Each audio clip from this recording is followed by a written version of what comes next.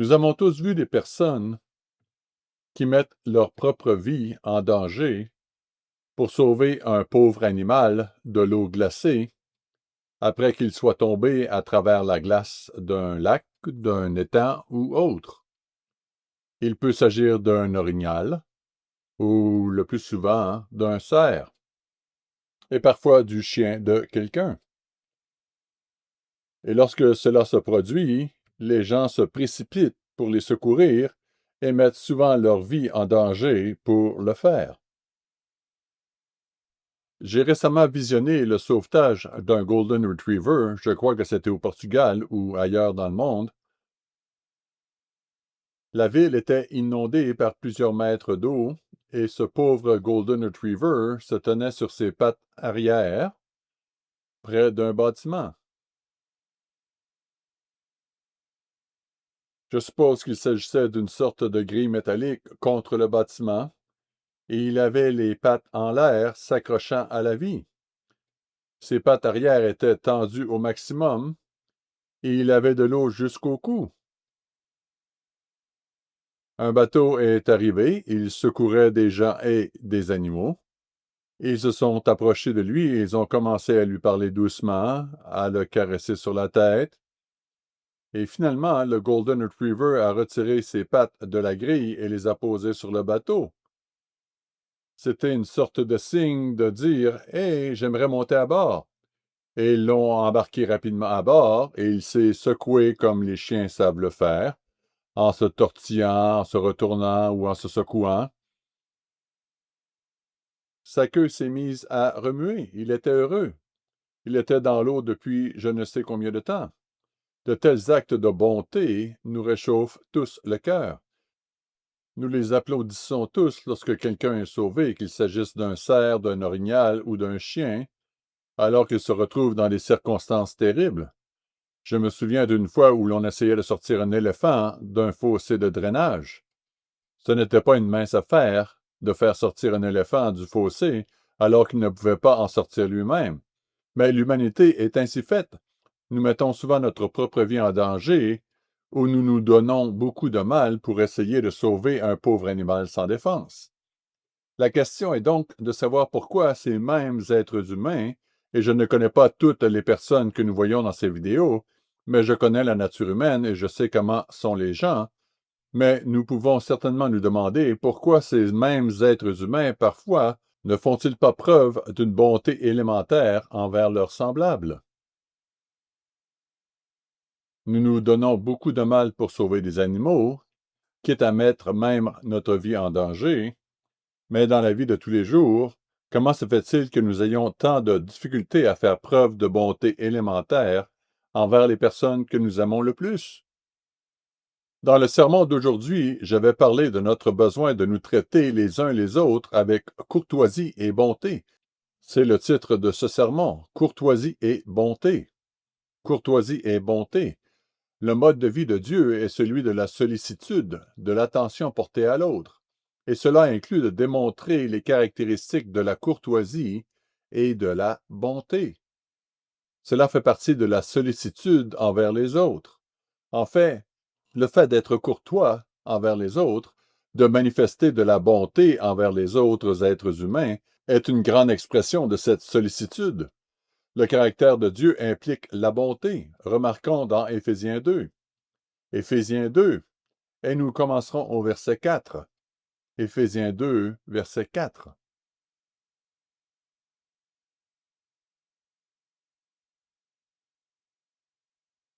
Verset 4. Mais Dieu, qui est riche en miséricorde, à cause du grand amour dont il nous a aimés, nous qui étions morts par nos offenses, nous a rendus vivants avec Christ. C'est par grâce que vous êtes sauvés. Verset 6. Il nous a ressuscités ensemble et nous a fait asseoir ensemble dans les lieux célestes en Jésus-Christ, afin de montrer dans les siècles à venir l'infinie richesse de sa grâce par sa bonté envers nous en Jésus-Christ. Avez-vous déjà pensé à la bonté de Dieu à notre égard? Je pense que c'est certainement un mot que j'utilise souvent dans mes prières, remerciant Dieu de sa bonté. juste pour les choses qu'il fait pour nous et qu'il n'aurait pas à faire. Mais il fait preuve de beaucoup de bonté en notre égard. Reportons-nous au livre de Tite. Tite, chapitre 3, et le verset 4. Tite 3, versets 4 et 5. Mais lorsque la bonté de Dieu, notre Sauveur, et son amour pour les hommes ont été manifestés, il nous a sauvés, non à cause des œuvres de justice que nous aurions faites, mais selon sa miséricorde, par le bain de la régénération et le renouvellement du Saint-Esprit. Et cela continue, mais le point que je veux souligner ici est le suivant, verset 4. Lorsque la bonté de Dieu, notre Sauveur, et son amour pour les hommes ont été manifestés. Ce n'est pas seulement de l'amour, mais c'est par ses actes de bonté. Dieu pourrait, je suppose, nous aimer sans bonté, mais les deux vont de pair. Ils sont tous les deux impliqués, et j'expliquerai un peu la différence plus tard. Mais Dieu fait preuve de beaucoup de bonté au quotidien. C'est le caractère de Dieu. Et si c'est le caractère de Dieu et que nous devons naître dans la famille de Dieu, comme nous l'avons certainement vu à la fête des tabernacles, le royaume de Dieu reviendra sur cette terre pour gouverner et nous aurons notre place dans la famille de Dieu, cette famille régnante. Alors nous devons aussi avoir la caractéristique de la bonté. Cela doit faire partie de notre caractère. Remarquons dans Colossiens 3. Colossiens 3, versets 12 et 13. Il dit au verset 12, comme des élus de Dieu, et nous sommes les élus de Dieu. Nous sommes ceux qu'il a choisis, qu'il a sélectionnés, qu'il a élus, saints et bien-aimés. Donc, Dieu nous aime. Nous sommes séparés, déclarés saints. Et il dit au verset 12, revêtez-vous des sentiments de compassion, de bonté, d'humilité, de douceur, de patience. Supportez-vous les uns les autres, et si l'un a un sujet de se plaindre de l'autre, pardonnez-vous réciproquement.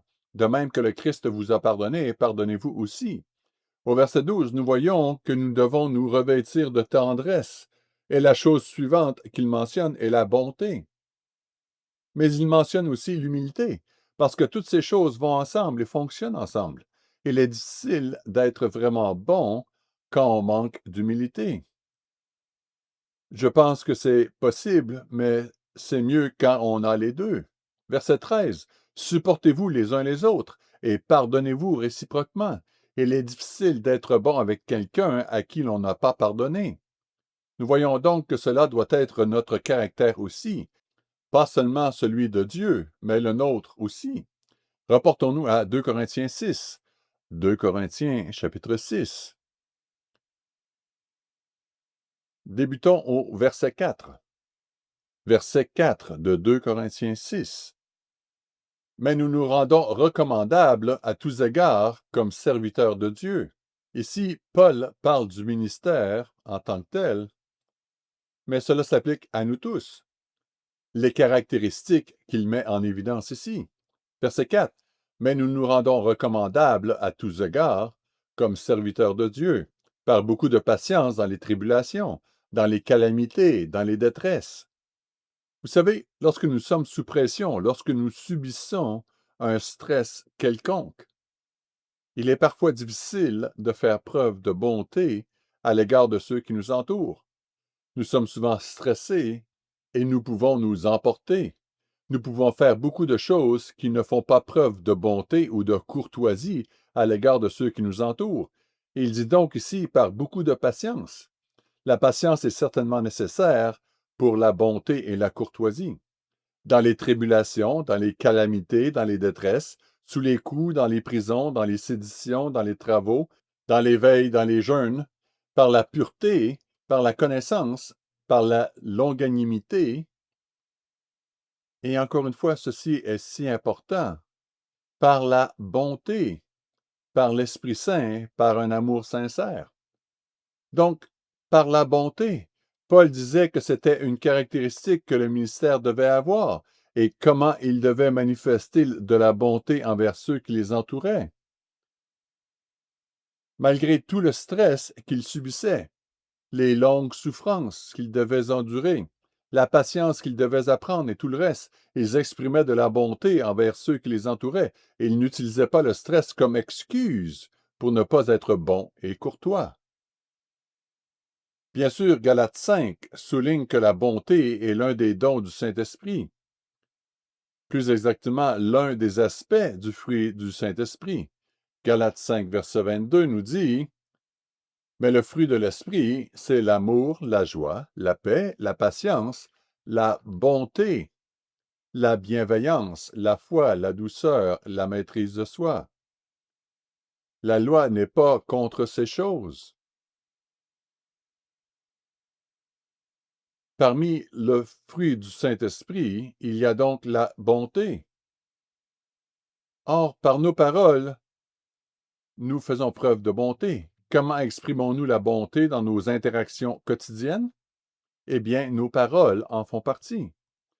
Notez comment Luc 4 décrit Jésus-Christ et la manière dont il s'exprimait en paroles. Nous savons qu'il y a eu des moments où il a réprimandé les gens, des moments où il les a corrigés, et des moments où il s'est mis en colère de manière appropriée contre les gens. Mais d'une manière générale, lorsqu'il parlait, enseignait et tout le reste, il s'exprimait avec des mots pleins de bonté. Luc 4, verset 22. Et tous lui rendaient témoignage. Ils étaient étonnés des paroles de grâce qui sortaient de sa bouche. Et ils disaient: n'est-ce pas le fils de Joseph? Il a donc parlé avec grâce. Il n'utilise pas le mot bonté ici, mais cela va dans le même sens. Je pense que vous pouvez le reconnaître lorsqu'il parlait des paroles de grâce. Reportons-nous à Ecclésiaste 10. Ecclésiaste 10, versets 12 et 13. La version Osterwald nous dit, verset 12,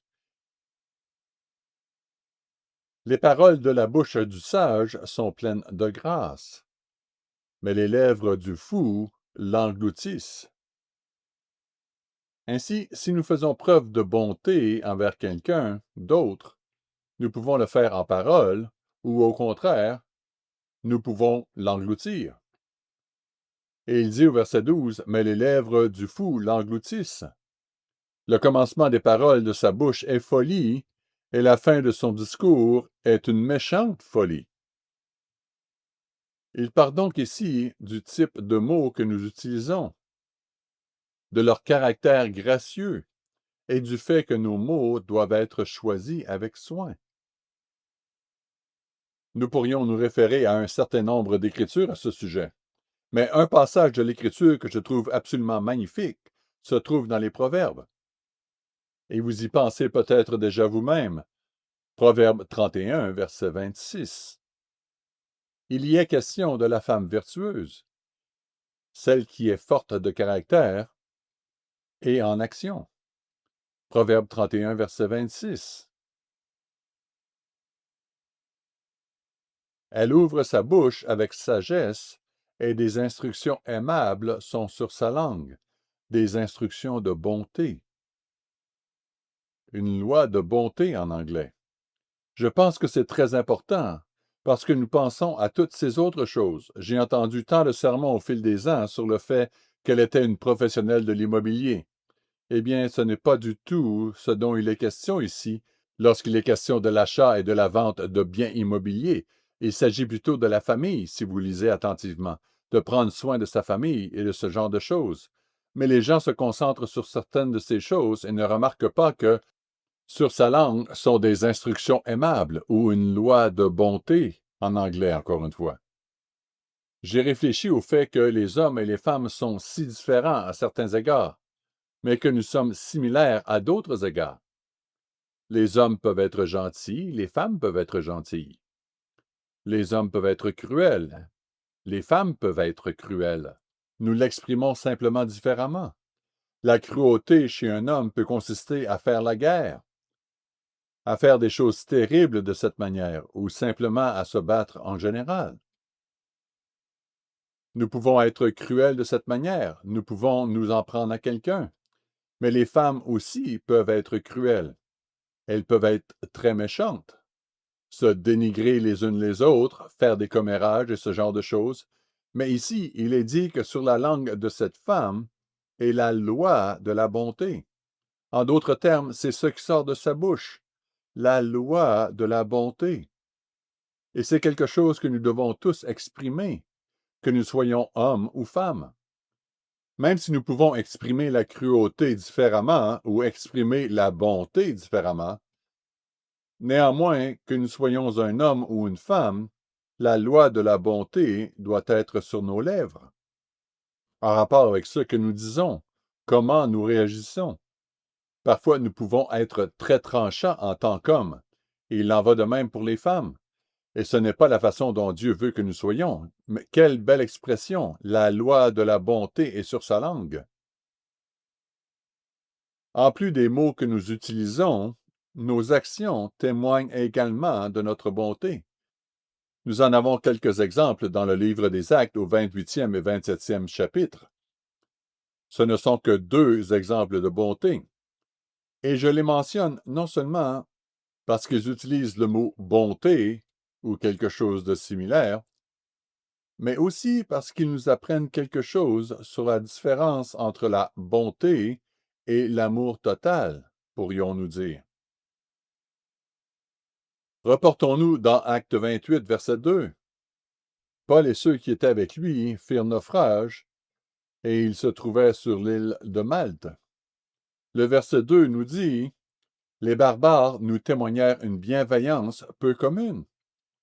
Ils nous recueillirent tous auprès d'un grand feu, qu'ils avaient allumé parce que la pluie tombait et qu'il faisait grand froid. Si vous y réfléchissez bien, ils ont fait preuve d'une grande bonté à l'égard de ces étrangers, comme on le ferait à l'égard d'un animal tombé dans la glace ou autre. Ils ont instinctivement vu des personnes en difficulté et leur ont témoigné de la bonté. Cela ne signifie pas qu'ils les aimaient, bien qu'il s'agisse certainement d'un acte d'amour, mais néanmoins, la bonté est quelque chose que nous faisons simplement parce que nous voyons quelqu'un en difficulté et que nous l'aidons. Et comme c'est souvent le cas, qu'il s'agisse d'un incendie, d'un accident de la route ou d'une personne blessée d'une autre manière, nous nous donnons beaucoup de mal pour faire preuve de bonté à l'égard de parfaits inconnus, comme l'ont fait ces personnes ici. Reprenons au chapitre précédent, Acte 27, verset 3. Acte 27, verset 3, il dit, « Le jour suivant, nous abordâmes à Sidon. » C'était donc avant la situation où ils étaient échoués. Et il dit, « Et Julius, qui traitait Paul avec bienveillance, avec bonté, lui permit d'aller chez ses amis et de recevoir leurs soins. Il a fait preuve de bonté à son égard. Apparemment, il faisait confiance à Paul pour qu'il puisse voir ses amis. Mais Paul était en quelque sorte un étranger pour lui. Et il n'était pas obligé de faire cela, mais il a fait preuve de bonté à son égard. Encore une fois, il ne s'agit pas d'un grand acte d'amour. Il s'agit simplement de quelque chose qu'il a senti qu'il pouvait faire pour montrer de la bonté à quelqu'un qui était prisonnier à l'époque. Et cela m'amène à 2 Pierre 1. 2 Pierre 1.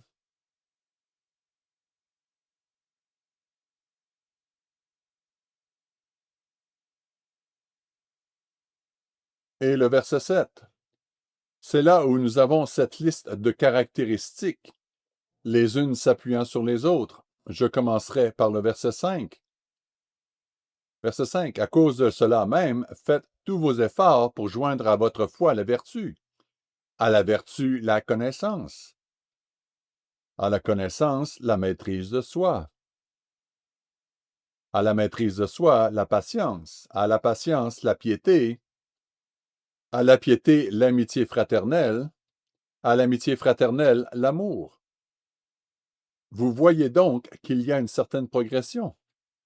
Et je ne sais pas si nous devons dire que nous devons traverser la vie avec cette progression spécifique, mais elle dit que ce sont des caractéristiques différentes.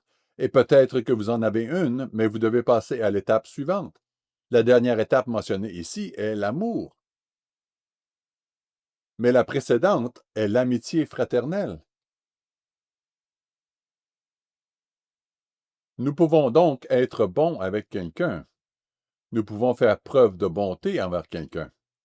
Mais cela doit progresser jusqu'à ce que nous aimions vraiment la personne. C'est une chose d'être bon avec quelqu'un. C'en est une autre d'avoir un amour total pour quelqu'un d'autre. Il y a donc une progression. Quand on regarde les choses de cette manière, et commençons par la courtoisie, nous l'apprenons aux enfants. Nous leur enseignons à être courtois. La courtoisie est la façon dont nous agissons poliment en société. Nous sommes courtois envers tous les individus. Nous devrions l'être. Mais ce n'est pas la même chose que d'être bon. Cela ne signifie pas que vous avez fait des efforts pour faire quelque chose de spécial pour cette personne. Vous agissez simplement par courtoisie parce que c'est le protocole qui régit notre comportement. Mais il y a aussi l'étape suivante où nous faisons preuve de bonté envers quelqu'un, souvent un étranger ou un animal, comme je l'ai évoqué au début. Ensuite, nous devons grandir jusqu'à véritablement aimer les autres individus. En pratiquant la courtoisie, nous apprenons à nous préoccuper de ceux qui nous entourent. Cela nous apprend à faire preuve de bonté envers les autres et, finalement, à faire preuve d'amour. Dans Matthieu 7, nous trouvons la règle d'or. Je pense que nous la connaissons tous très bien. Ce sont des choses très élémentaires, mais nous n'y pensons pas toujours de cette manière. Il est facile de parler de bonté, il est facile de parler d'amour, il est facile de parler de se soucier des autres. Mais nous devons apprendre à le mettre en pratique, et c'est pourquoi nous devons méditer sur ces choses. Matthieu 7, verset 12. Matthieu 7, verset 12. Tout ce que vous voulez que les hommes fassent pour vous, faites-le de même pour eux, car c'est la loi et les prophètes. Ainsi, lorsque nous pratiquons ces choses nous-mêmes, en retour, nous pouvons être traités ainsi. Nous devons penser à la manière dont nous aimerions être traités, et c'est ainsi que nous traitons les autres. Mais il y a une nature circulaire à cela. Proverbe 19 nous dit quelque chose d'assez intéressant. Et peut-être qu'en lisant cela, vous vous posez la même question que moi. Proverbe 19, verset 22, déclare: « Ce qui fait le charme d'un homme, c'est sa bonté. » Ou l'amour bienveillant, comme le dit Lamarge. Je ne veux pas m'attarder sur les mots hébreux ici, mais la bonté ou l'amour bienveillant. Et ce qui suit dit: « Et mieux vaut un pauvre qu'un menteur. » Quand je lis cela, je me pose une question. Quel est le lien entre la première et la dernière moitié du verset? Et c'est souvent ce que l'on trouve dans certains proverbes. Quel est le lien ici? Verset 22. Ce qui fait le charme d'un homme, c'est sa bonté. Et mieux vaut un pauvre qu'un menteur. Je ne consulte pas souvent le Sonsino, qui est un commentaire juif. J'ai cherché un autre commentaire, mais il n'ajoutait rien ou ne disait rien à ce sujet ici sur ce verset. Mais je pense qu'il est intéressant de voir que je ne suis pas la seule personne qui se pose des questions sur le lien entre ces deux parties. Selon le Sonsino, ce verset est une énigme pour les interprètes. En d'autres termes, les interprètes ont du mal à savoir comment interpréter le sens original de ce verset. Le rendu dans nos traductions courantes, disent-ils, est inacceptable et ne fournit pas de lien entre les deux clauses.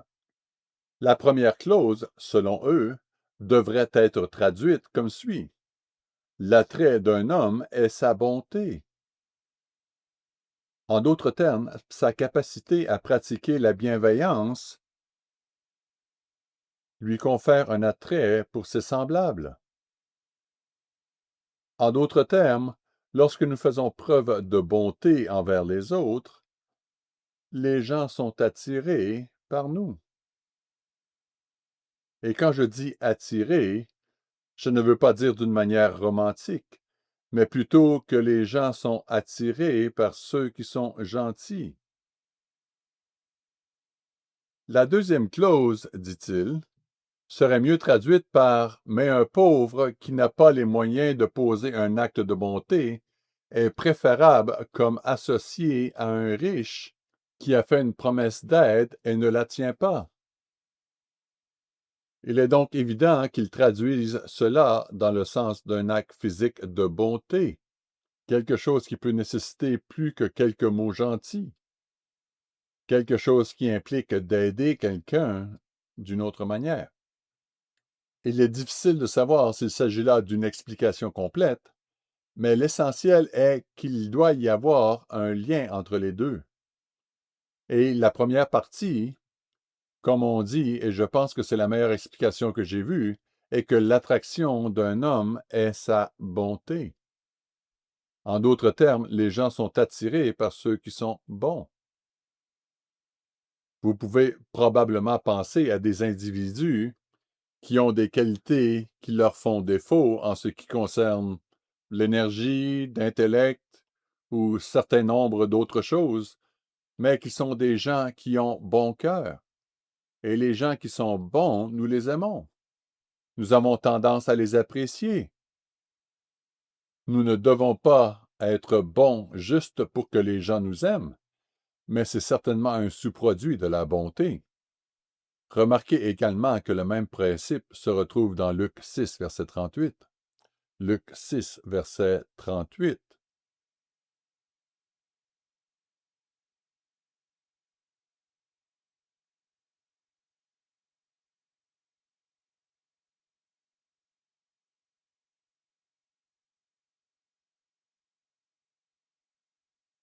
Luc 6, verset 38. Donnez et il vous sera donné. On versera dans votre sein une bonne mesure, serrée, secouée et qui déborde, car on vous mesurera avec la mesure dont vous vous serez servi. Je pense toujours à une boîte de Wheaties ou de Cornflakes ou de n'importe quel type de céréales. Vous savez, il y a parfois une note sur la boîte disant qu'il peut y avoir un peu d'espace en haut, et c'est parce qu'elle est mesurée par le poids. Ainsi, s'il est indiqué qu'il y a une livre de céréales, peu importe l'espace restant dans la boîte, il s'agit censément toujours d'une livre. Mais ici, il est dit, verset 38, donnez et il vous sera donné. On versera dans votre sein une bonne mesure, serrée, secouée et qui déborde. C'est un peu comme si cette boîte de Wheaties, et on la met là, on la secoue, on la presse, et il reste encore un peu d'espace, alors on en verse davantage, on la secoue et on la presse à nouveau jusqu'à ce qu'elle déborde sur le côté. Ce n'est pas ce que nous trouvons dans les produits que nous achetons aujourd'hui. Mais l'idée ici, c'est que lorsque vous donnez à quelqu'un d'autre, on vous le rendra comme vous donnez, dans une bonne mesure qui déborde. En d'autres termes, cela vous reviendra d'une manière très positive. Verset 38, on versera dans votre sein une bonne mesure, serrée, secouée, et qui déborde, car on vous mesurera avec la mesure dont vous vous serez servi. Donc, si vous êtes bon, si vous êtes courtois, si vous faites ces choses, cela vous reviendra. Pas par tout le monde, loin de là. Il y a des gens qui vous cracheront au visage, pour ainsi dire, quelle que soit votre bonté. Mais lorsque nous donnons aux autres, cela nous revient. C'est une loi de Dieu. Ce sont les paroles du Christ, et il ne ment pas. Il y a donc un réel avantage à apprendre à être généreux, à apprendre à être aimable et bienveillant envers les autres. À bien des égards, ce sont les petites choses que nous faisons et non les grandes qui sont importantes. Je voulais apporter un livre de Lee Iacocca. Je pense que c'était sa première biographie ou autobiographie. Et il parle beaucoup de son père. Et cet homme, certains d'entre vous ne savent pas qui est Lee Iacocca. Combien d'entre vous ne savent pas qui est Lee Iacocca? Peut-être d'accord, surtout les jeunes. C'est ce que je m'attendais. Ce n'est pas une offense si vous ne savez pas qui il était. Je dirais qu'il était un grand nom dans les années 70 ou 80, je ne suis plus certain. Il a travaillé pour la compagnie Ford. Puis il s'est brouillé avec M. Ford Jr., qui se sentait menacé par lui, et il s'est débarrassé de lui. Immédiatement, Chrysler a voulu l'engager.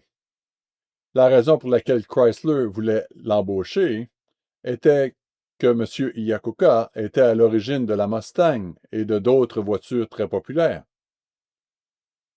Chrysler était en difficulté et il y avait beaucoup de problèmes. Ils l'ont donc engagé. Il a travaillé pour eux, je crois, pour $1 la première année ou quelque chose comme ça, pour essayer de les remettre sur les rails. Il a dû s'adresser au gouvernement, en quémandant, pour ainsi dire, en demandant au gouvernement des États-Unis de les renflouer. C'était à l'époque d'une administration républicaine qui n'était pas très favorable à ce type d'intervention gouvernementale, mais il a réussi à l'obtenir.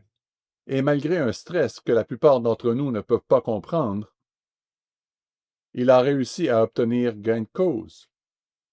Et si vous conduisez un produit Chrysler aujourd'hui, Jeep, Chrysler, peu importe, c'est grâce à Lee Iacocca. Sinon, Chrysler aurait fait faillite, tout comme Rambler, Studebaker et d'autres constructeurs automobiles qui ont fait faillite au cours des années précédentes. Beaucoup d'entreprises ont fait faillite. Il n'y aurait que les deux grands, General Motors, GM et Ford. C'est tout ce que nous aurions eu comme constructeurs automobiles américains.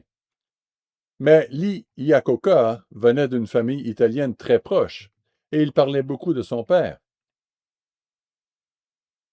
Nous ne pouvons qu'admirer la nature de cette relation familiale. Les Italiens sont historiquement connus pour être très proches et très orientés vers la famille, tout comme les Chinois l'étaient autrefois. Je ne sais pas si c'est encore le cas. Mais les Italiens étaient considérés comme des familles très proches qui restaient unies. Il était issu d'une famille d'immigrants. Son père avait un niveau d'éducation de 4e année, mais il a enseigné à Lee Iacocca un grand nombre de qualités. Dans sa première autobiographie, Iacocca raconte qu'il allait de temps en temps au restaurant, parfois dans un bon restaurant, et la serveuse n'était pas très heureuse. Je suis sûr que nous en avons tous fait l'expérience. En fait, on peut en dire long sur un restaurant en voyant à quel point le personnel est heureux. S'il n'est pas heureux, ce n'est peut-être pas un bon restaurant à fréquenter. Il a raconté que son père donnait toujours le même pourboire à une serveuse mécontente, ce qui était essentiellement lui faire la leçon. Tel que pourquoi êtes-vous si malheureuse? Nous sommes venus ici pour passer un très bon moment, et vous l'avez gâché en n'étant pas très heureuse. Je suggère que si vous n'êtes pas heureuse ici, vous alliez ailleurs, ou que vous appreniez à être heureuse là où vous êtes. Voilà l'essentiel de ce qu'il disait. Iacocca n'a pas dit si son père leur avait donné l'argent ou non. Il avait simplement souligné qu'il leur avait donné le pourboire d'une conférence à la serveuse. Une autre histoire qui m'a plu est celle de la victoire de Iacocca à l'élection du président de l'Association des étudiants au lycée. Il l'a emporté parce qu'il avait un ami qui savait très bien promouvoir quelqu'un, comment vendre quelqu'un. Il avait perdu une élection lorsqu'il était à l'école primaire, et il a découvert pourquoi. Il était italien et à l'époque, les Italiens étaient très mal vus et l'on utilisait beaucoup de termes péjoratifs à leur égard. Il a perdu par 2 voix. Et quelqu'un lui a dit, je ne dirai pas comment ils lui ont dit, mais ils l'ont appelé d'un nom plutôt désobligeant et lui ont dit, sais-tu compter? Le fait qu'il y avait 37 élèves dans la classe et 42 votes, ce qui signifiait que quelqu'un avait truqué le scrutin. Il était allé voir l'enseignante, qui lui avait dit, eh bien, ne faisons pas de vagues pour l'instant. Mais cela lui est resté longtemps à travers la gorge. Au lycée, il a gagné le poste de président du corps étudiant. Et il a dit qu'il se sentait très bien, qu'il était très sexy, comme il disait. En fait, il l'a dit un peu différemment. Mais il se sentait plutôt brillant et un peu arrogant. Se sentait meilleur que les autres. Et il a oublié que la façon dont vous traitez les gens fait la différence. Ils ont mené une campagne formidable, mais lorsqu'il s'est agi de gouverner, il a oublié tout ce qui lui avait permis d'arriver au pouvoir. Au second semestre, il a perdu, ce qui a été une expérience plutôt humiliante. Mais comme il l'a dit, il a oublié de serrer la main, de sourire, d'être gentil avec les gens, etc. Et cela lui est revenu en pleine figure. Vous savez, la façon dont nous traitons les autres fait une énorme différence. Et ce ne sont pas les grandes choses que nous faisons, ce sont les petites choses que nous faisons. Remarquez dans Matthieu 13. Matthieu 13, verset 31. Je me souviens que M. Armstrong avait l'habitude de souligner ce point très clairement, que Dieu commence par de petites choses. Il parle même dans Luc 12, verset 32, je crois, du petit troupeau. Verset 32 de Luc 12, ne crains point, petit troupeau. Dieu commence par le plus petit et fait croître les choses. Et ce sont les petites choses de la vie qui sont importantes. Dans Matthieu 13, verset 31, il leur proposa une autre parabole et il dit, le royaume des cieux est semblable à un grain de sénévé qu'un homme a pris et a semé dans son champ. C'est la plus petite de toutes les semences. Mais quand il a poussé, il est plus grand que les légumes et devient un arbre, de sorte que les oiseaux du ciel viennent habiter dans ses branches. Au départ, donc, c'est tout petit. L'une des sermonnettes que nous avons entendues lors de la fête, je crois que c'était à Kimberley ou c'était peut-être à Russell, je ne me souviens plus. C'était une très bonne sermonnette. Non, c'était à Kimberley. L'homme a apporté 2 pommes de pain au lutrin. L'une d'elles était grosse comme ça. C'était une grosse pomme de pain. Et elles deviennent encore plus grosses. Là où ma sœur vivait, à Julian, en Californie, il y avait un arbre dans le jardin qui produisait des pommes de pain de cette taille. L'autre pomme de pain qu'il a apportée était à peu près de cette taille, à peu près la taille d'un gland, très petite. Il y a donc une grosse pomme de pain et cette petite pomme de pain. La grosse pomme de pain produit un arbre qui n'est pas vraiment bon pour le bois ou autre chose. Il peut être décoratif. Il produit certainement de grosses pommes de pain, mais l'autre, la petite, vient des séquoias. Par exemple, l'arbre général Sherman, le plus grand arbre du monde, a un diamètre de 11,1 mètres à la base. La première branche s'élève à plus de 39,6 mètres dans les airs et son diamètre est de 1,83 mètres. Il s'agit du plus grand arbre du monde, d'une hauteur de près de 83 mètres. Et pourtant, il provient de la plus petite des pommes de pin, qui contient des graines. La pomme de pin est le moyen par lequel les arbres se propagent. Elle contient des graines. Les gens ne le reconnaissent pas toujours, mais elles contiennent des graines. Ainsi, la plus petite pomme de pin produit un arbre gigantesque. Le plus grand arbre du monde tandis que la plus grosse pomme de pin produit un arbre qui n'a pas beaucoup de valeur économique ou d'utilité. C'est intéressant. Dieu fait les choses différemment de la façon dont l'homme les fait. Et il y a une leçon à en tirer pour nous, à savoir qu'il faut considérer les petites choses. Ce ne sont pas toujours les grandes choses, ce sont les petites choses. Et il a utilisé l'exemple de la graine de moutarde. Puis, dans verset 33 de Matthieu 13, il leur dit une autre parabole. Le royaume des cieux est semblable à du levain qu'une femme a pris et mis dans 3 mesures de farine jusqu'à ce que la pâte soit toute levée. Cela commence modestement avec un peu de levain. Nous utilisons cette expression, un peu de levain fait lever toute la pâte.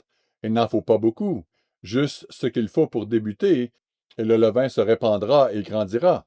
Ces paraboles ont certainement une autre intention, mais il est vrai que Dieu commence par de petites choses, et il y a une raison à cela, parce que nous ne devrions jamais mépriser le jour des faibles commencements, comme il est dit dans le livre de Zacharie, au 4e chapitre. Ne méprisez pas le jour des faibles commencements. Remarquons dans Matthieu 25, et cela nous est très familier, mais c'est un point important. Matthieu 25, et je débute au verset 31. Matthieu 25, 31. Lorsque le Fils de l'homme viendra dans sa gloire avec tous les anges, et il s'assiera sur le trône de sa gloire, toutes les nations seront assemblées devant lui, et il séparera les uns d'avec les autres, comme le berger sépare les brebis d'avec les boucs. Et il mettra les brebis à sa droite et les boucs à sa gauche. Alors le roi dira à ceux qui seront à sa droite, venez, vous qui êtes bénis de mon Père, prenez possession du royaume qui vous a été préparé dès la fondation du monde. Car j'ai eu faim et vous m'avez donné à manger, j'ai eu soif et vous m'avez donné à boire, j'étais étranger et vous m'avez recueilli. En d'autres termes, vous avez fait des choses très bonnes pour moi. En fait, l'accueillir pourrait même aller au-delà de la bonté et s'approcher de l'amour véritable et authentique. Mais remarquez la réaction. Je sais que cela vous est familier, et je ne vous dis rien que vous ne sachiez, mais il dit au verset 37, les justes lui répondront, Seigneur, quand avons-nous vu avoir faim, et quand avons-nous donné à manger, ou avoir soif, et t'avons-nous donné à boire? Quand avons-nous vu étranger, et t'avons-nous recueilli, ou nu, et t'avons-nous vêtu? Quand avons-nous vu malade ou en prison, ou sommes-nous allés vers toi? Et le roi leur répondra, je vous le dis en vérité, toutes les fois que vous avez fait ces choses à l'un de ces plus petits de mes frères, c'est à moi que vous les avez faites. Et il y a là une leçon pour nous. Si le Christ était là, nous agirions d'une certaine manière. J'espère que nous agissons de la même manière avec tous les autres êtres humains, car c'est ce que Jésus nous dit ici. La manière dont nous traitons notre prochain est la manière dont nous traitons le Christ, car c'est son caractère que nous devons développer. Ensuite, il parle d'un comportement différent, mais remarquez que lorsque quelqu'un fait ce qu'il faut, c'est tout simplement son mode de vie. Ils ne se rendent pas compte de leurs actions. Ils traitent simplement les autres avec beaucoup de respect, de courtoisie et d'amour. Remarquez ce qu'il est dit dans Jacques. Jacques chapitre 2 et le verset 1. Jacques 2, verset 1. Mes frères, que votre foi en notre glorieux Seigneur Jésus-Christ soit exempte de toute acception et de tout favoritisme. Supposez en effet qu'il entre dans votre assemblée un homme avec un anneau d'or et un habit magnifique, et qu'il y entre aussi un pauvre misérablement vêtu. Si, tournant vos regards vers celui qui porte l'habit magnifique, vous lui dites, toi, assieds-toi ici, à cette place d'honneur, et si vous dites au pauvre, toi, tiens-toi là debout, ou bien assieds-toi au-dessous de mon marchepied, ne faites-vous pas en vous-même une distinction? Ou n'êtes-vous pas des juges aux pensées mauvaises? Vous pouvez lire la suite, mais comment l'appliquer? Comment l'abordons-nous lorsque nous recevons une nouvelle personne ou un membre de passage? Leur portons-nous autant d'attention que nous en réservons à notre meilleur ami? Il n'y a rien de mal à avoir des meilleurs amis, mais est-ce que nous nous enfermons dans nos cliques, nos petits groupes, et oublions ceux qui pourraient être des étrangers? Lorsque nous voyons quelqu'un assis tout seul, allons-nous vers lui et essayons-nous de nous lier d'amitié avec lui? J'espère que nous le faisons, et je sais que nous le faisons dans une large mesure, mais nous devons vraiment penser à ces choses, parce que Dieu pense à la courtoisie que nous avons envers un étranger, à la bonté que nous avons envers un étranger. Parce que lorsque nous traitons cet étranger avec bonté, nous traitons le Christ avec bonté. Parce qu'il est comme ça, c'est son caractère. En tant qu'êtres humains, nous passons par différentes étapes de la vie et nous devons apprendre des leçons de courtoisie et de bonté à chaque étape que nous traversons. Par exemple, lorsque nous sommes de jeunes enfants, nous apprenons à dire s'il vous plaît. Nous ne comprenons pas toujours pourquoi nous devons dire s'il vous plaît, sauf que papa et maman nous disent de le faire. S'il vous plaît, et que nous n'obtenons pas de bonbons tant que nous ne l'avons pas fait. C'est un peu comme les chiens de Pavlov. Eh bien, je ne devrais pas utiliser cet exemple. Il faudrait que vous fassiez des recherches à ce sujet un jour. C'est une période très peu glorieuse de l'histoire. Mais en fin de compte, nous apprenons aux enfants à faire certaines choses, même s'ils ne comprennent pas vraiment pourquoi. Il s'agit de règles de courtoisie. Vous dites s'il vous plaît, vous dites merci. Au début, ils le font pour obtenir la récompense qu'ils recherchent ou pour faire plaisir à papa ou à maman. Mais ils ne le comprennent pas toujours. Pourtant, nous devons leur apprendre ces choses. Nous devons leur apprendre à dire excusez-moi lorsqu'ils marchent devant un adulte. C'est l'une des choses que j'ai remarquées à la fête. Et je le remarque parfois ici. Vous vous tenez assez près d'un autre adulte et un enfant arrive en courant entre les deux, se frayant un chemin. Et je me demande, d'accord, où sont les parents dans un cas comme celui-ci? C'est très important, frères et sœurs, parce que nous avons beaucoup de personnes âgées et nous avons des gens qui peuvent tomber. Et cela peut être littéralement fatal. Il y a des exemples célèbres de personnes qui tombent et ne s'en remettent pas. Il y a eu des gens qui se sont cassés la hanche. Et une fois qu'une personne âgée s'est cassée la hanche, il arrive qu'elle se mette à décliner.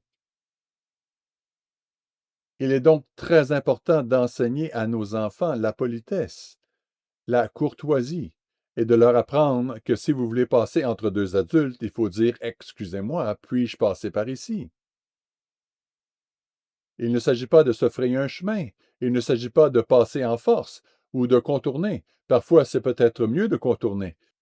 Mais je sais que c'est un problème perpétuel. Il remonte à aussi loin que je suis dans l'Église. Nous avons eu des annonces sur le fait que nos enfants ne doivent pas courir à l'Assemblée, parce qu'il y a des personnes plus âgées qui peuvent être gravement blessées. Il est important de leur enseigner ces règles de courtoisie. Excusez-moi, puis-je passer par ici? Ou excusez-moi, j'ai besoin de passer par ici.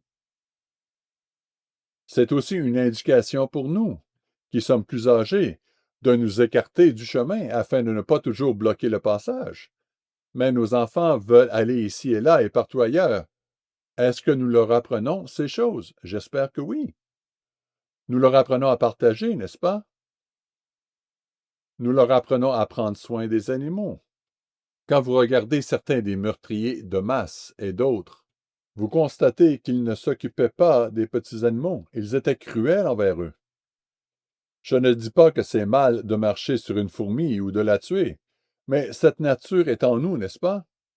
Peut-être est-ce en partie dû à la curiosité, peut-être est-ce autre chose, mais comment les gens traitent-ils les petits animaux?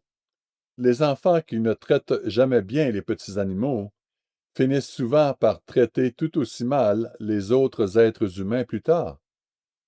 Il faut leur apprendre ces choses. C'est pourquoi nous enseignons la courtoisie aux petits-enfants. Dans Proverbe 12, verset 10, il est dit, Proverbe 12, verset 10, le juste prend soin de son bétail. Le juste prend soin de son animal, il en prend soin. Il ne bat pas son chien sans pitié, simplement parce qu'il a aboyé ou il a fait quelque chose de mal. Il traite son animal avec soin et attention. Vous voyez parfois ces publicités à la télévision où quelqu'un a une ferme de chiots ou autre, élevant des chiens pour les vendre, et où ils sont attachés et ne sont pas très bien soignés. Non, un homme juste ne devrait pas faire cela, mais nous devons enseigner aux enfants, aux petits-enfants, certaines courtoisies et certaines manières de se comporter. Lorsque nous devenons adolescents, nous commençons à comprendre pourquoi nous sommes censés dire merci et s'il vous plaît, et pourquoi nous devons partager les choses. Mais quand nous parvenons à l'adolescence, nous prenons conscience de nous-mêmes, centrés sur soi-même, et nous pouvons aussi devenir très égocentriques. En fait, les petits-enfants sont égocentriques, mais en tant qu'adolescents, nous pouvons l'être sciemment. Nous devons éviter l'attitude Hé, regardez-moi! Dans le film de l'arrière-scène de l'œuvre, nous parlions du facteur cool, qui consiste en fait à dire Je suis important. Nous devons apprendre à penser à l'autre, et cela peut être enseigné, et il faut l'enseigner. Nous devons apprendre aux jeunes à ne pas former des cliques étroites, mais à parler avec tous les autres. Quelqu'un m'a corrigé un jour en me disant c'est clic et non pas clique. Non, ça vient de C-L-I-Q-U-E, c'est un terme français. Nous l'orthographions parfois comme clic, avec un K. Je veux bien que vous le prononciez comme vous voulez, mais ne me dites pas comment prononcer clic. Quoi qu'il en soit, nous devons nous traiter les uns les autres avec une grande bonté et respect. Si vous voulez savoir ce qui arrive à une personne qui ne fut jamais enseignée à se soucier un tant soit peu de quelqu'un du sexe opposé, vous pouvez retourner à 2 Samuel 13 et lisez l'histoire d'Amnon et de Tamar. Et quelle triste histoire que celle d'un jeune homme qui n'a jamais appris à se soucier d'une autre personne plus que de lui-même. Il ne pensait qu'à lui-même. Et la pauvre Tamar, la façon dont elle a été traitée, et toute l'histoire est d'une cruauté inouïe et incroyable. Il manquait quelque chose à son éducation. Ensuite, lorsque nous devenons adultes, nous avons parfois besoin de continuer à développer la bonté envers les autres. Parfois, comme je l'ai mentionné au début, il est plus facile de faire preuve de bonté à l'égard d'un animal qu'à l'égard de ceux qui nous entourent, d'un mari ou d'une femme. Nous sommes parfois plus cruels envers nos conjoints qu'envers un étranger. Et il y a des raisons à cela, pas de bonnes raisons, mais des explications sur les raisons pour lesquelles nous pouvons être ainsi.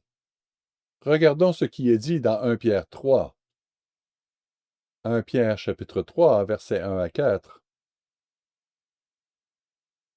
1 Pierre 3, versets 1 à 4. Verset 1. Femmes, que chacune soit de même soumise à son mari, afin que, si quelques-uns n'obéissent point à la parole, ils soient gagnés sans parole par la conduite de leur femme. En d'autres termes, ils constatent que leur femme est soudain devenue une meilleure épouse. Et bien sûr, cela va dans les deux sens. Verset 2. En voyant votre manière de vivre chaste et respectueuse. En d'autres termes, l'un peut être dans l'Église et l'autre non, mais par le comportement de celui qui est entré dans l'Église et le changement qu'il a opéré, l'autre peut être attiré. Au fil des ans, j'ai entendu un certain nombre d'histoires où un conjoint est entré dans l'Église dans une large mesure parce que leur conjoint était très différent, d'une manière positive. Verset 3. Ayez non cette parure extérieure qui consiste dans les cheveux tressés, les ornements d'or ou les habits qu'on revêt, mais la parure intérieure est cachée dans le cœur, la pureté incorruptible d'un esprit doux et paisible, qui est de grand prix devant Dieu. Puis au verset 8. Enfin, soyez tous animés des mêmes pensées et des mêmes sentiments, pleins d'amour fraternel, de compassion, d'humilité. Vous savez, les petites attentions au sein de la famille sont si importantes entre un mari et une femme. Ainsi, même en tant qu'adultes, il ne s'agit pas seulement d'enseigner ces choses à nos enfants, nous devons nous les enseigner à nous-mêmes. C'est une période où nous devons nous examiner nous-mêmes et être enseignés nous-mêmes de la même manière. Si vous voulez savoir ce qui arrive à un adulte qui n'a jamais appris la bonté, retournez dans Juge 19, versets 27 et 28. Juge 19, versets 27 et 28, qui parle du Lévite et de sa concubine. Elle a été abusée toute la nuit, et il s'est levé le matin, il a ouvert la porte et lui dit, « Lève-toi, c'est le temps de partir. » Finalement, elle est morte après avoir été abusée toute la nuit. La froideur, l'insensibilité de cet individu est carrément choquante. Mais c'était un monde où chacun faisait ce qu'il voulait, comme nous le lisons dans le livre des Juges. En tant que personnes âgées, nous devons également apprendre la bonté dans les moments difficiles. Une fois, je suis allé à la banque à Long Beach, en Californie, pendant la fête. Je devais retirer de l'argent sur mon compte et j'ai vraiment appris une leçon. Je n'avais pas idée que les personnes âgées pouvaient être aussi charnelles, qu'elles pouvaient se battre pour avoir une place dans la file d'attente. Vous voyez, Long Beach est connu comme une zone de retraite, beaucoup de personnes âgées. Et c'était le jour de la sécurité sociale, le jour où ils recevaient leur chèque. Et ils étaient tous là. Et je n'avais jamais réalisé que les personnes âgées pouvaient être comme ça. Mais les personnes âgées, les personnes de mon âge, manquent parfois de patience. Et il y a des raisons à cela. Parfois, nous ne nous sentons pas bien. Je ne parle pas de moi en ce moment, hein, ni de personne en particulier, mais je sais que lorsque quelqu'un ne se sent pas bien, il n'est pas toujours facile de faire preuve de courtoisie ou de bonté. C'est ainsi. Mais c'est une chose contre laquelle nous devons lutter. Et c'est la même chose pour un jeune. Nous n'avons pas besoin d'être vieux. Quand on ne se sent pas bien, il est facile de ne pas être bon ou courtois. Mais c'est justement à ce moment-là qu'il faut l'être. Parfois, en vieillissant, nous devenons malentendants. Je pense que ma femme et moi en avons fait l'expérience. Elle se plaignait de ma surdité. Maintenant, je me plains de sa surdité. L'un de nous peut donc dire quelque chose, l'autre ne l'entend pas, et nous demandons à nouveau. Il est alors facile de ne pas répondre gentiment, mais de dire en fait, « Imbécile, tu n'as pas entendu ce que j'ai dit? » Nous ne disons jamais cela, mais cela peut être le cas, n'est-ce pas, pour les personnes âgées? Si vous avez côtoyé des personnes âgées, vous savez, il y a des personnes âgées qui se disputent entre elles. Cela commence par de petites choses. Quelqu'un comprend mal quelque chose ou pense que l'autre a dit une chose ou n'a pas entendu, et très vite, les gens se crient par la tête. Pourquoi n'as-tu pas fait ceci ou pourquoi n'as-tu pas fait cela? Nous devons également reconnaître notre propension à commettre des erreurs en vieillissant. Il y a un déclin cognitif. Il se produit. Il est donc facile de se défouler sur quelqu'un qui n'a tout simplement pas compris ou qui a oublié. Je te l'avais dit. Désolé, j'ai oublié. Ce sont des choses qui arrivent avec l'âge.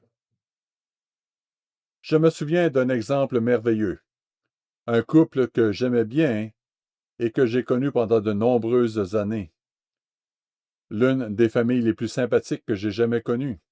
L'homme était en train de mourir d'un cancer. J'ai entendu l'histoire, je n'en ai pas été témoin. Mais sa femme était là et elle lui frottait doucement la main pour lui dire « Regarde, je suis là, je t'aime, etc. » Mais cela le gênait car sa main était sensible. Il aurait pu s'en prendre à sa femme et lui dire « Ne fais pas ça » ou « Arrête ça », comme le font parfois les gens.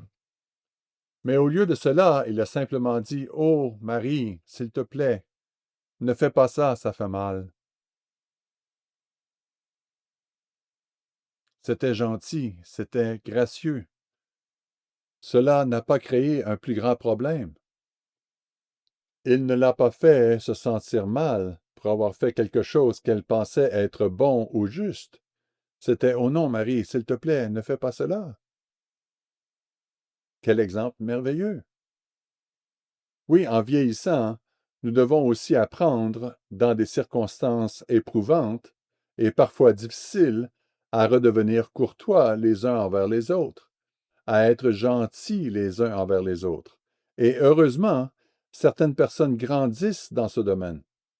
En vieillissant, ils deviennent plus attentionnés, plus courtois l'un envers l'autre. Mais il y a aussi d'autres couples qui se fâchent de plus en plus l'un contre l'autre. J'ai vu les deux côtés de la médaille. Je pense à des couples plus âgés, où l'on peut voir l'amour qui les anime. Mais cet amour est nourri par la courtoisie, la bonté, les paroles gracieuses. Et puis j'en ai vu d'autres qui se livrent à des joutes verbales sans merci. Même des gens qui sont mariés depuis 50 ou 60 ans. Alors, de quel côté va-t-on se situer? Terminons en nous reportant à Éphésiens chapitre 4. Éphésiens chapitre 4. Car il résume bien la situation. Il y a tellement de façons différentes de dire ce que j'ai essayé de dire aujourd'hui, mais le fait est que la courtoisie et la bonté doivent faire partie de nous. Elles doivent grandir en nous. Nous devons grandir en elles, ne pas les perdre, mais grandir en elles depuis l'enfance jusqu'à la fin de notre vie. Éphésiens 4, verset 31. Verset 31. Que toute amertume, toute animosité, toute colère, toute clameur, toute calomnie et toute espèce de méchanceté disparaissent du milieu de vous. Et voici le verset 32. Soyez bons les uns envers les autres, compatissants, vous pardonnant réciproquement, comme Dieu vous a pardonné en Christ.